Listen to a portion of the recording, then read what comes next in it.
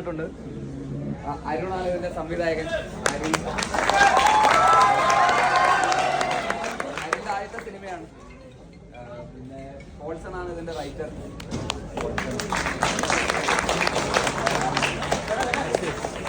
പിന്നെ പരശു ഉണ്ട് ഇവിടെ. പരശു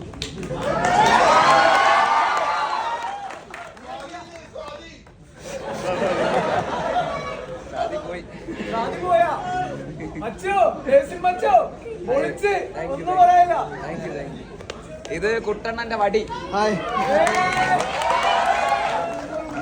പിന്നെ ജുബയിട്ട മറ്റേ കരിപ്പൻ. കോളേജിലേക്ക് ആരോമൽ മറ്റൊരു കരിപ്പൻ.